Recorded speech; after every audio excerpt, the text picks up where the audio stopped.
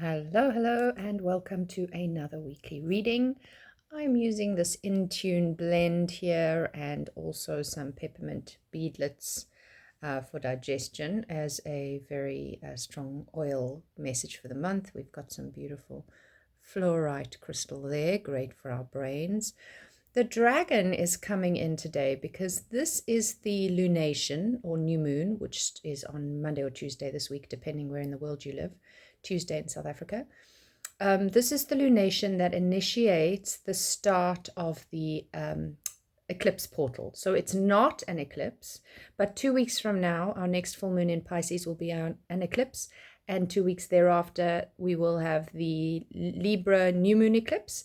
And then 2 weeks after that, the next full moon will close in Aries, will close that portal of eclipse portal. And I always work with dragons and their energy in eclipse season. That's a whole nother conversation, but that's why that's there.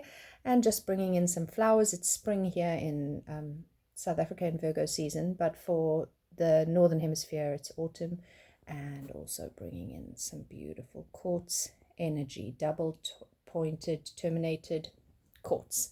So we start the week with the new moon energy, and we also start the week with Mercury just getting that momentum, forward momentum back. And by the end of the week, Mercury is hurtling forward, moving at almost his fastest pace. So very reflective of the fact that this new moon in Virgo is ruled by Mercury.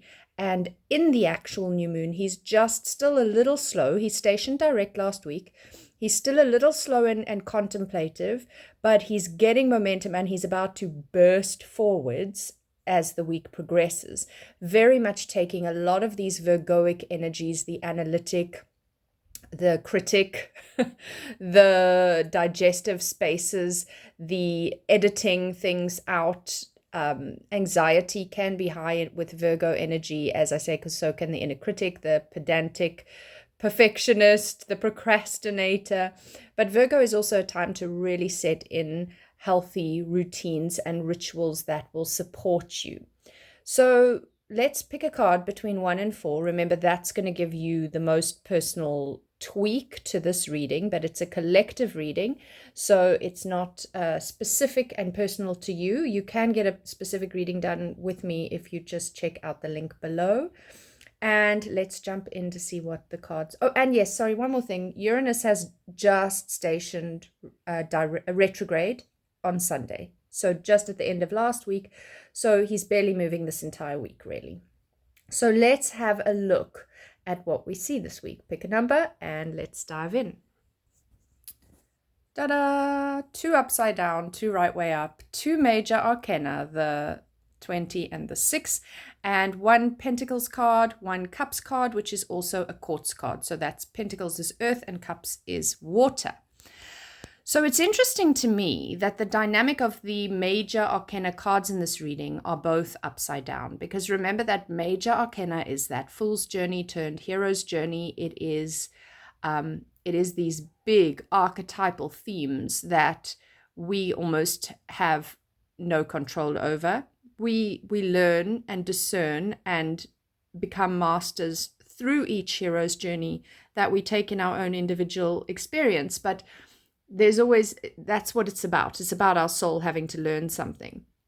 Obviously, when the cards are showing up upside down, there is a challenging aspect to what we're currently learning. So, but I really do love how this ties in. It feels, for me, it feels very perfect about what the energy has been about for us collectively on the planet, and coming out of Leo season, which is very much about your own authority, autonomy, heart-centeredness. This feels like a Virgoic opportunity to look at what that last cycle showed you, especially with Mercury having been retrograde during that. What showed up for you that made you realize this doesn't work anymore? And I think this is a really key point to this whole reading, because number 20, the Judgment card, in its upside down, is saying, you have judged, you have been judged, and it's time for us to recognize, and this is where I really feel like that Leo lesson is showing up with Virgo's discernment to kind of harness it for us, because it's saying the real truth is the only judgment that matters is yours. I mean, obviously, there's a higher power and all of that, but in terms of humans, the only judgment that matters is yours. Are you judging yourself to be worthy, to be valuable, to be heart-centered, to be loving, to be kind, to be intentionally good, even though of course you mess up sometimes because you're human. That's part of the human experience. But if you cannot forgive yourself, if your inner critic is going crazy, if you are so filled with shame and guilt and anxiety over your own actions and choices, that's a problem. If other people are, they're not living in your skin. So this is an opportunity to look at where you have been forgetting to decide what you judge to be good or bad, satisfactory or not. And also remembering that if you did something that felt wrong and you're ashamed of it, you have guilt around it, you need to say to yourself, will I do that again? And if the answer is no, consider yourself forgiven. This is something that Marissa Peer, somebody I've been working through, has been saying, you are forgiven if you don't do the thing again. If you continue to do that shameful, guilt-ridden kind of action, sure, then you've got to look a little deeper. But if you did something that you regret, and it could have been years and years and years ago, we hang on to all these things, then just recognize, I learned my lesson. That was a mistake. I shouldn't have handled it that way. I shouldn't have done that thing. I'm not going to do it again. So therefore, I am forgiven. And you need to let that go. Let go of judgment of yourself. Let go of judgment of others. And recognize that, because in their world, your judgment doesn't matter. Your judgment only matters to you. Your judgment of self is what is important. So when we start to do that, we stop judging other people. We recognize that everyone is doing the best they can with the tools they have at whatever section of their hero's journey they are on. And we let go of that judgment and we focus on ourselves. And this is very much what we are seeing a lot of in this reading. So once we've had the judgment card upside down, and it's kind of like you've got to look at this. Are you judging yourself and are you judging others? And how can you turn that around and just like let go of a lot of that? Then we have a really positive card, which I often feel a lot of Virgo in this card, the 9 of Pentacles. She is you can see she's wearing white. So she's in this pure open space. The dove is peace. There's these beautiful herbs hanging from the ceiling. She has a lot of different elements, all the elements really represented in this card. There's a little candle at the bottom corner here. There's a book in the back there. That candle would be fire. The book would be air. There's the bowl here representing cups. And of course, it's a Pentacles card and all the earthiness in the green and the herbs and so on. So it's a very well-rounded, and 9s are near the end of a journey. So as much as And in fact, 9 is the second last step. 10 would be the end of the journey.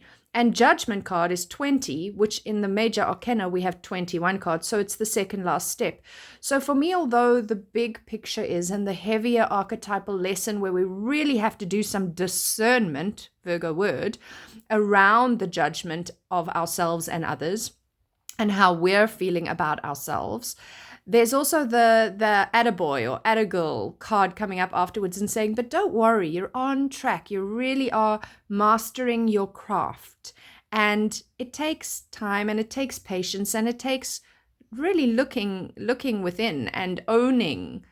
So once we get into this 9 of Pentacles coming out of Judgment upside down, you get to say, but look at what I have done right.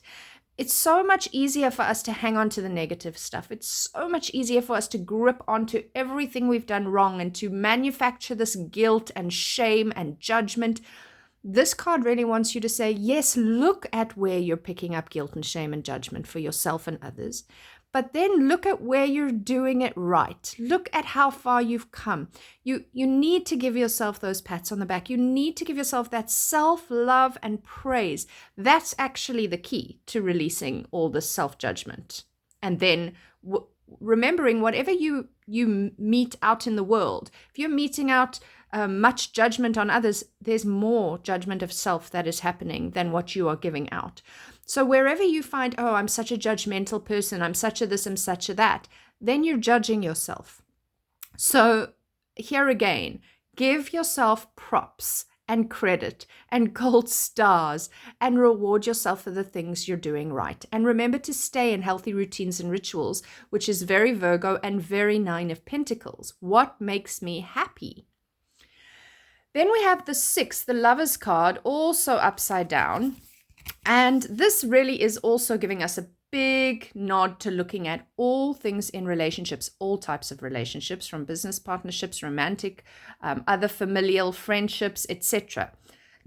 And ask yourself, because this card was upside down, ask yourself, where is the balance out within my relationships? Where am I giving rather than allowing an equal balance of giving and receiving, that reciprocity?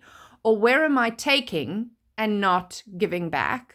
Where am I codependent? Where am I holding too many expectations of another to be everything for me? We often do that in romantic love. We have this idea that the other person will complete us, will fulfill all our needs, and that's quite unrealistic. I mean, we need to have different people in our lives for different things. And, we need to have friends as well as lovers. We need to have business colleagues as well as social people in our life that aren't connected with our work. We need a full spectrum, and each person and relationship we're in will bring a different thing to us and also bring out something that we need to see to work on, and that's the relational dynamic. So again, coming into this eclipse portal, the next eclipse, the next new moon is in Libra, which is all about relationships. So this is also the opportunity from this beginning of this cycle, Virgo new moon, to the next new moon, to really get discerning. Look at your relationships. Look at where you're like unhappy with how the balance is. And that's where in the next cycle, you can really drill down with your intentions to say, I can no longer be this codependent. I need to figure out how to be more dependent or interdependent or independent in myself. Or I can no longer keep giving to this boss and not getting paid more for all the overtime, or whatever the situation is for you. So take this month to get not inner critic, just get critical as in, you're analyzing it. You're trying to figure it out. Where am I going wrong? Especially if you see a pattern that runs across multiple relationships. Oh my goodness, I am giving so much in all of these relationships and I feel like nobody sees me or nobody contacts me first. I'm always the one checking up on everybody else. Or, oh my goodness, this friend always contacts me and for some reason, I just feel like I'm not putting in the effort. And then you have to ask yourself, well, do I keep these or do I let them go? So Virgo is a good editor in that way as well. Sometimes that's what shows up. Actually, I need to let this relationship go. So that is also another challenging one for us to look at, but powerful. And that is then followed by such a positive card. So you see where it shows us in the Judgment card upside down. Oh, you've got to go into those dark places and look at the shadow, look at the light, bring it to the surface. But don't worry, give yourself a lot of credit. You're doing so much right. And then we get to the Lovers in the upside down position going, ooh, let's drill down. What's going wrong in the relationships? Why are you not balanced within your relationships? What can you do about it? Followed by the Page of Cups, who is such an idealist and a romantic. He's like that young love kind of energy.